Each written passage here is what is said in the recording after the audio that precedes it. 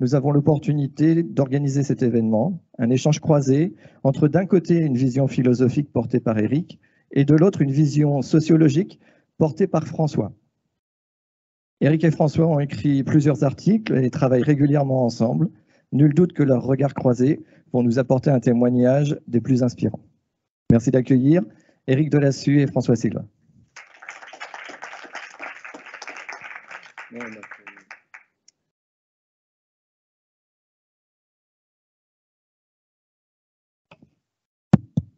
Bien, donc bonjour à tous, à toutes et à tous, et merci donc Xavier et Louise de m'avoir invité. Alors aujourd'hui, donc, je vais aborder la question de la responsabilisation à partir de plusieurs notions qui vont m'amener justement à la responsabilisation. Et la première notion sur laquelle je voudrais insister, c'est la notion de vulnérabilité. Alors, pour illustrer un petit peu ce que j'entends par vulnérabilité, je vais utiliser une anecdote, enfin un exemple que j'utilise assez souvent et que j'emprunte à une philosophe américaine qui s'appelle Joan Tronto, qui est une philosophe qui appartient à ce courant qu'on appelle les éthiques du Caire, et qui prend l'exemple suivant, celui d'un cadre d'entreprise qui arrive un matin dans son bureau et qui découvre que le ménage n'a pas été fait pendant la nuit. Alors pourquoi cet exemple ? Cet exemple, il est intéressant parce qu'il met justement en évidence notre vulnérabilité. Dans le sens où, par vulnérabilité, il ne faut pas entendre ici faiblesse ou fragilité, mais principalement dépendance. En effet, nous pouvons nous imaginer que nous sommes, toutes et tous, des personnes autonomes. C'est-à-dire que nous n'avons besoin de personne pour nous épanouir dans notre vie personnelle ou professionnelle. Mais si on y réfléchit bien, on s'aperçoit que ça n'est qu'une vue de l'esprit. En réalité, c'est faux. Nous voulons croire que ne sont vulnérables que les personnes en situation de faiblesse, enfants, les personnes âgées, les personnes malades, les personnes en situation de précarité, par exemple. Mais finalement, ça n'est qu'une illusion. Si nous ouvrons un peu les yeux, eh bien, nous apercevons que nous cultivons cette illusion pour nous faire croire que nous sommes forts et puissants, mais dans une certaine mesure, nous nous mentons à nous-mêmes. C'est-à-dire qu'il y a dans ce déni de vulnérabilité, eh bien, une incroyable mauvaise foi. Et souvent, nous croyons aussi que la puissance est synonyme d'invulnérabilité. Alors ce que je vais essayer de montrer, c'est qu'en fait, être puissant, ce qui ne veut pas dire alors je distingue, j'y reviens tout à l'heure, la puissance et le pouvoir. Pour moi, ce n'est pas la même chose. Mais être puissant, c'est surtout être en capacité d'assumer sa vulnérabilité. La puissance consiste dans une vulnérabilité assumée. Donc, il nous faut accepter d'être tous vulnérables, et même dans le monde de l'entreprise. Autrement dit, il nous faut changer de paradigme et cesser de se représenter l'entreprise, selon un cliché bien connu, comme une sorte de jungle dans laquelle des individualités totalement atomisées seraient en permanence en concurrence, et surtout, il nous faut cesser de penser que c'est là que se situe le moteur de l'entreprise. Il semble en effet qu'une organisation dans laquelle tout le monde serait par exemple en concurrence est une structure à l'intérieur de laquelle va régner ce qui est profondément destructeur, c'est-à-dire la méfiance. Pourquoi ? Bien parce que, pendant qu'on est tous en concurrence, l'autre va toujours être perçu comme une limite à l'expression de la puissance. de ma puissance d'être, de ma puissance d'agir, de ma capacité à faire des choses. Donc, il va nécessairement être perçu comme un ennemi potentiel.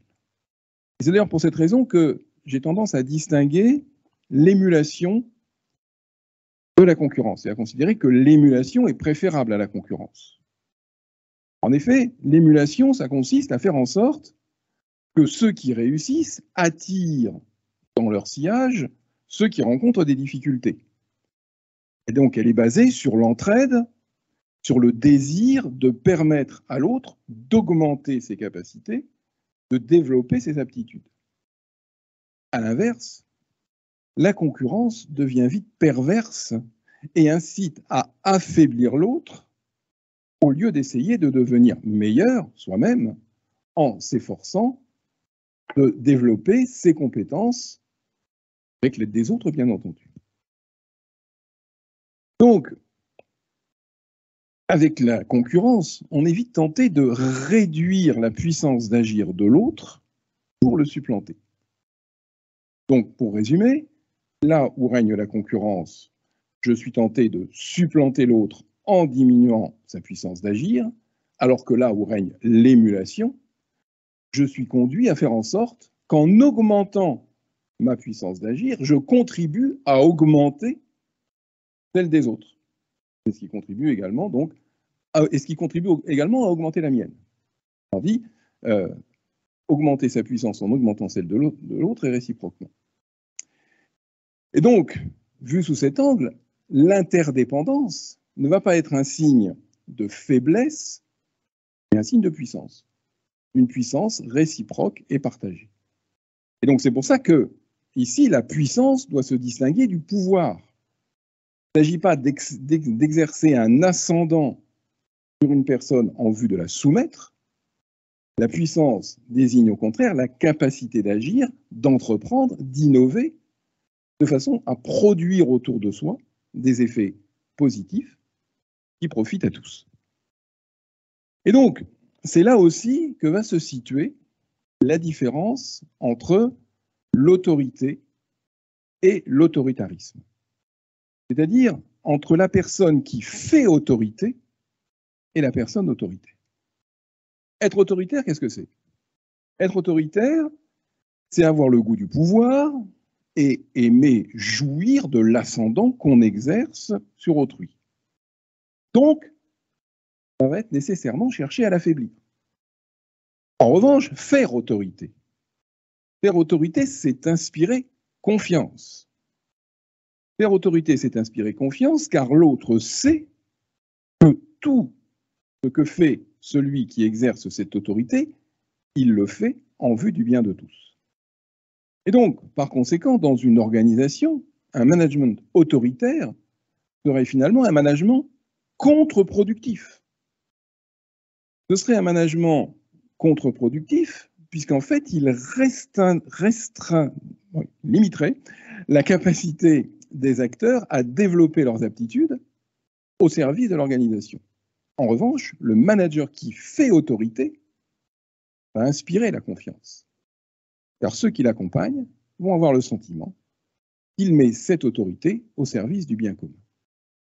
Donc, en résumé, là où règne la concurrence et l'autoritarisme, règne la méfiance. Là où s'exerce l'autorité et l'émulation, règne la confiance. Alors, qu'est-ce que c'est que la confiance? La confiance, c'est dans l'étymologie même du mot, c'est une croyance. La confiance, ça veut dire la foi en l'autre, ou la foi en soi-même, d'ailleurs, si on parle de confiance en soi. Ça veut dire la foi en l'autre. Pourquoi? Eh bien, parce que, tout simplement, qu'est-ce que ça veut dire avoir confiance en autrui?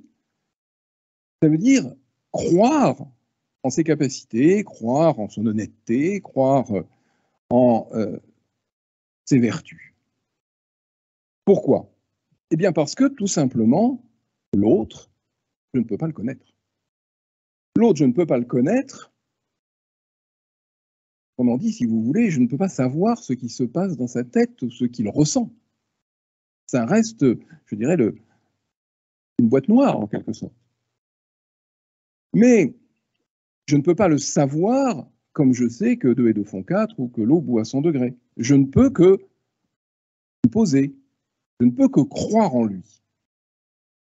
Donc, je suis dans l'obligation de supposer ce qu'il pense ou ressent, en me fiant parfois à des signes extérieurs, son attitude, ses propos, ses actes. Mais en même temps, dans mon rapport à autrui, il y a toujours un doute. Le doute qui est d'ailleurs indissociable de la croyance. Parce que croire, ce n'est pas savoir. Croire, ce n'est pas savoir. La foi est toujours liée au doute, parce que la foi consiste justement à admettre comme vrai, entre guillemets, ce qui n'est ni évident ni démontrable. Par exemple, si on prend la foi au sens religieux du terme, l'existence de Dieu ne pouvant être démontrée, eh bien, croire ou ne pas croire en Dieu, c'est supposer comme vrai que Dieu existe ou qu'il n'existe pas. Et d'ailleurs, en ce sens, j'ai envie de dire que l'athée, dans une certaine mesure, est aussi un croyant. Parce que ce n'est pas qu'il ne croit pas, c'est qu'il croit que Dieu n'existe pas. Et c'est pourquoi d'ailleurs, si on prend par exemple un philosophe comme Pascal, eh bien Pascal pense la foi sur le registre du pari. Croire en Dieu, c'est faire un pari sur Dieu, ou sur son existence, ou sa non-existence, si on n'y croit pas. Mais pas de certitude objective sur le sujet. Eh bien, je pense qu'on pourrait dire la même chose au sujet d'autrui. Faire confiance en l'autre, c'est parier sur lui.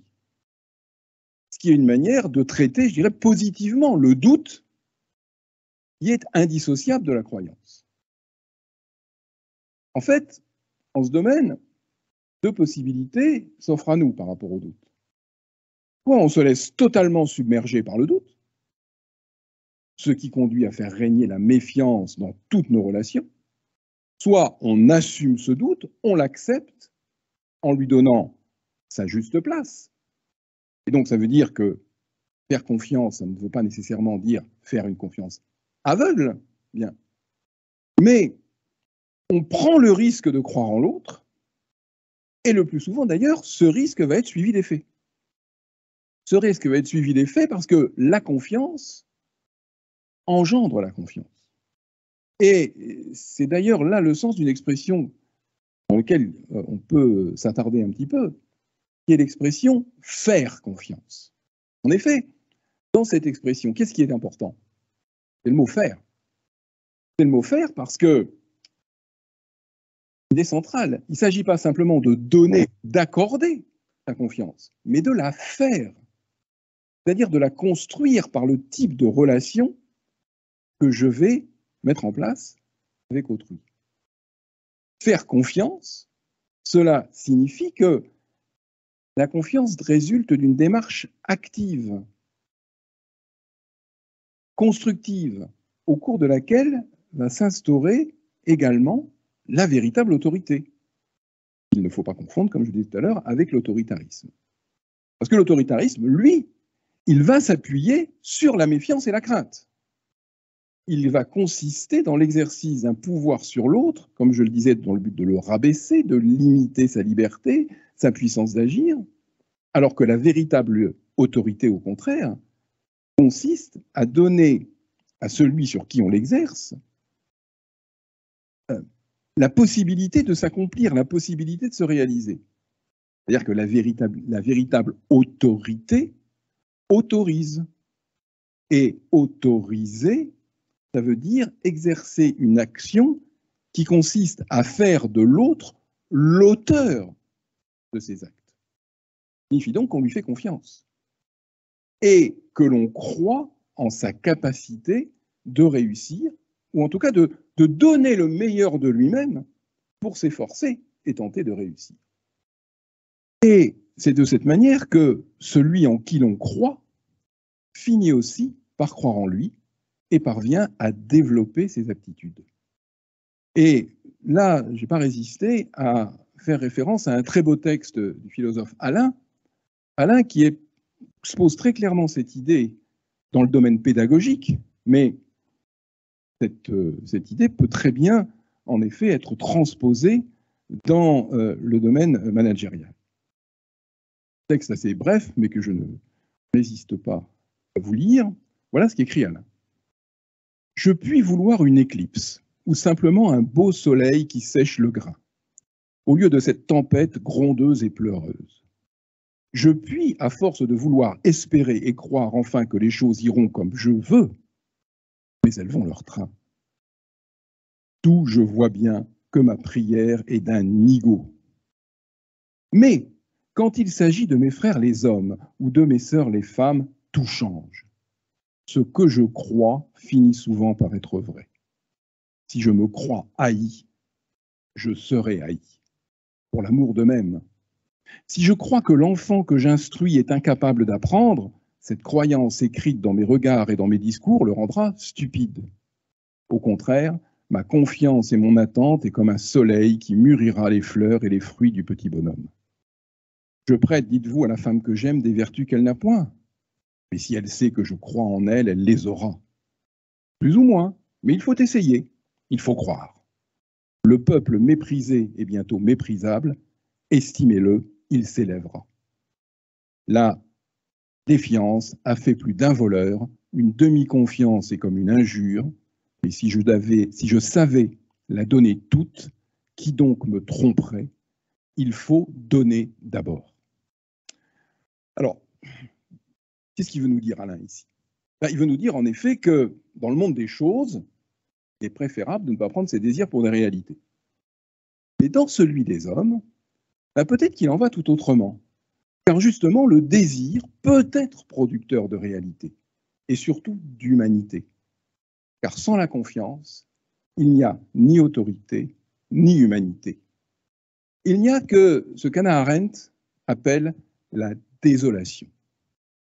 En effet, dans une entreprise, par exemple, un management qui ne serait pas en confiance risque fort de créer un climat proprement désolant, au sens où l'entend Arendt. Désolant pour tout le monde. Alors qu'est-ce que c'est que la désolation selon Arendt? Eh bien, c'est ce qu'elle distingue de la solitude. Elle dit en effet, dans la solitude, la personne peut se ressourcer, réfléchir. La solitude va être propice à la méditation. Elle permet d'entrer en connexion avec soi-même. Dans la solitude, la personne va se dédoubler, elle va se distancier d'elle-même, se décentrer d'elle-même pour mieux réfléchir.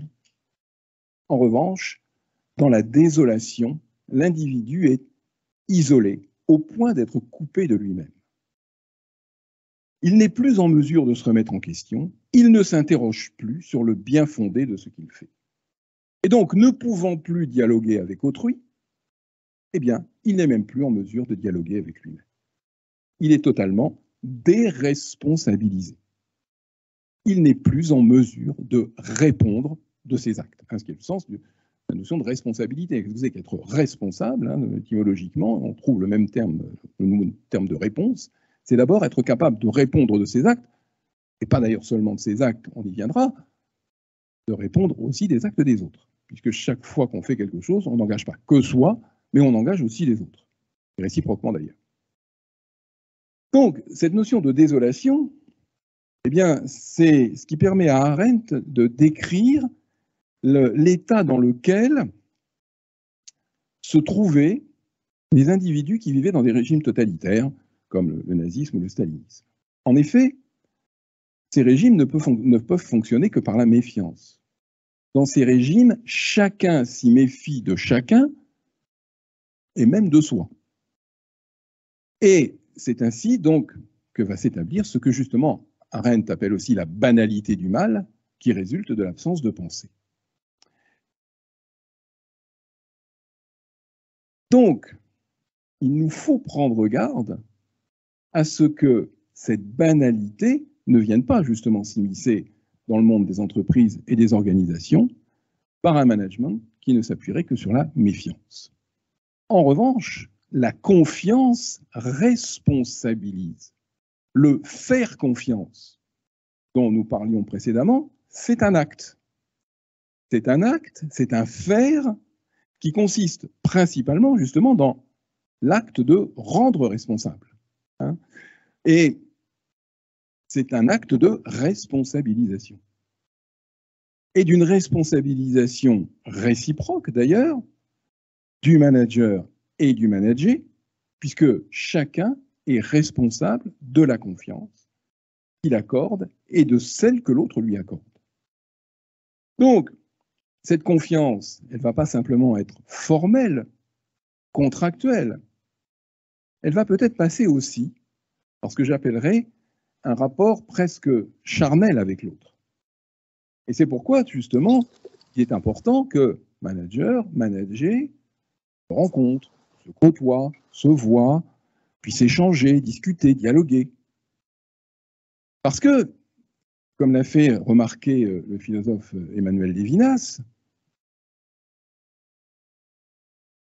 c'est par la rencontre du visage de l'autre que l'exigence éthique se fait sentir.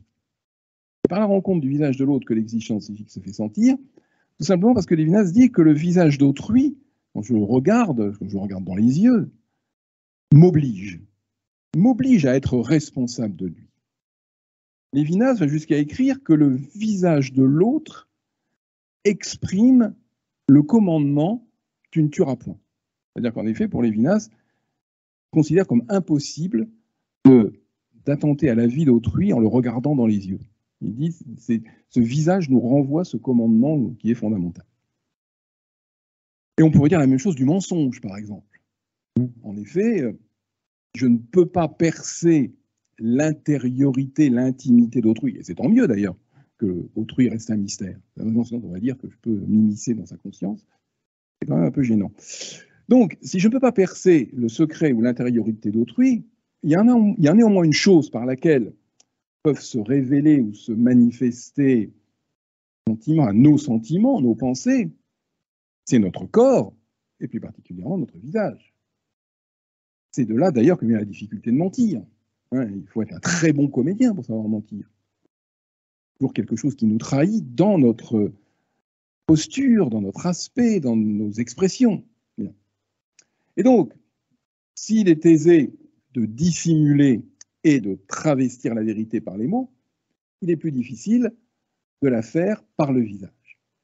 Donc, pour conclure, je sens que c'est un peu long, je dirais, pour résumer et pour faire un petit peu le tour de la question, que manager par la confiance, ou manager en confiance, eh bien, c'est instaurer un climat dans lequel s'exerce une autorité qui libère, une autorité qui reconnaît sa propre vulnérabilité ainsi que celle d'autrui, qui rend chacun responsable de lui-même et de l'autre, et qui permet à chacun, quelle que soit sa place dans l'organisation, de regarder l'autre dans les yeux, sans crainte et sans honte.